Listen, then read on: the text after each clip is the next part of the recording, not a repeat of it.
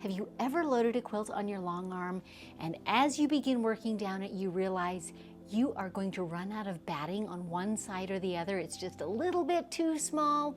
Let's talk about that today and a good solution for it. Hi there, I'm Susan. Welcome to my studio where I share tricks and tips and very practical solutions to everyday problems in the machine quilting world. Today I'm working on a quilt that I've loaded on my long arm frame, and when I loaded it at this top edge, I lined up the straight top edge of my batting, but clearly I didn't have it cut perfectly square, so I've already advanced my quilt once about 14 or 16 inches, and I realized that my batting is ever so slightly veering off to the right. And if I look at the front of my quilt that's hanging down here in front of me, I can see that near the bottom, I'm going to run out of batting before I get to the bottom of the quilt. On this edge, it's just a little too narrow. And if I look on the far right side, I can see that I do have several inches of excess over there, but I'm going to run short on the left-hand side. What in the world do I do about that? Let's talk about the solutions. So as I said, I've already advanced the quilt one time, and I took some simple actions then, which I'm going to repeat with each advance. So I'll tell you what I did with this one, then I'll go ahead and quilt and show you as I do it on the next advance, so you get a sense of what I'm doing incrementally that's going to resolve this problem. So I am floating my quilt top, which means this is the quilt top here, and it is not attached at this lower edge to a roller on my long arm machine. It is literally floating and hanging to the floor. That's just one method of attaching a quilt top, but it's my preferred method. One of the advantages is when a problem like this results, I can simply flip up that quilt top and have a look at what's underneath. So what I did when I got this area of the quilt clear in front of me, I rolled up a little bit, and now this area in front of me is not yet quilted. I took stock. What's the deal with my batting? And as I said, I can see that it's running ever so slightly to the right, and I'm going to run short on this left-hand side. How to fix that? Well, batting being a textile does have a certain amount of flexibility, movability, so I'm going to adjust that batting a little bit with each advance, and as I work my way down to the bottom of the quilt, by the time I get to the bottom, I'll have enough on this left-hand side. So two ways that I approached it. Number one was with my quilt top flipped up, I simply gently stroked my batting slightly toward the left. And by slightly, I mean across this whole quilt, I probably shifted it only about 1/4 of an inch to the left. So there were no ripples showing, there was no wrinkles or pulling going on, just a very gentle shifting toward the left. And also I paid really close attention to this right-hand side.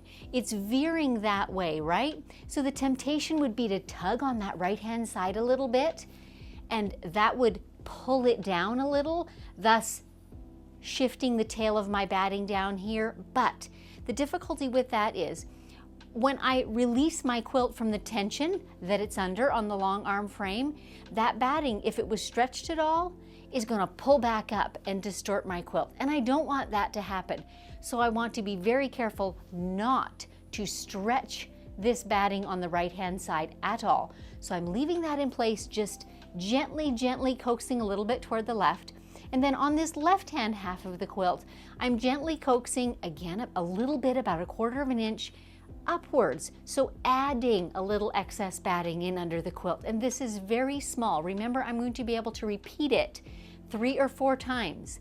And so all I need to do is a little bit of adjustment in this one pass, and a little in the next one, and possibly a little bit in one more.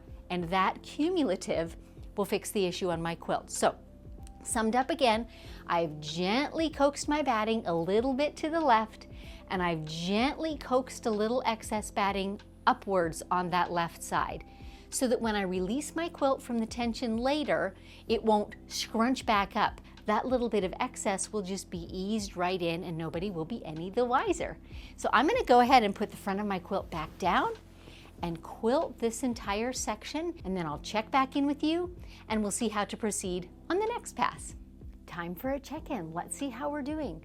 So I finished quilting one pass of my quilt, and I have advanced it. This is Stella the long arm. She's just pulled up with that edge of the quilt as I advanced it. And let's have a look. Here's my batting and my floating quilt top, and if we work our way down the bottom, look at this. This is the side of my quilt now, and I actually have enough batting now to extend beyond the edge of the quilt. So success, we've got it figured out. So I don't have to do any further fiddling or adjustments. I'm just going to proceed as I ordinarily would with smoothing out my quilt top and my batting, making sure everything has no ripples, but is perfectly smooth all the way across. And I have one more bonus tip for you.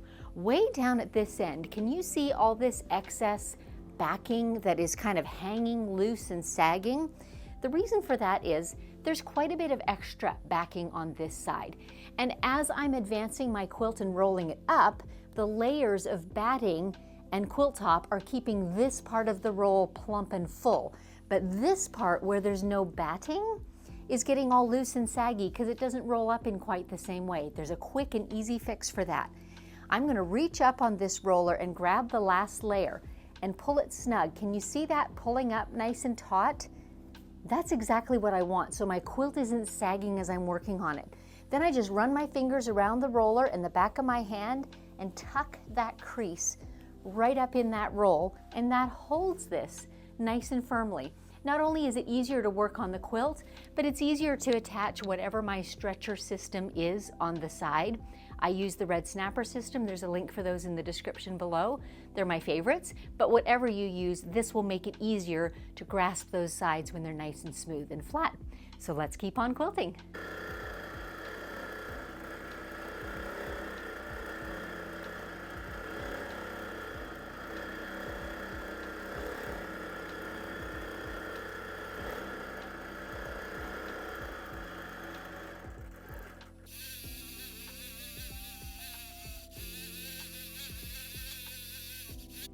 And just like that, the quilting is finished.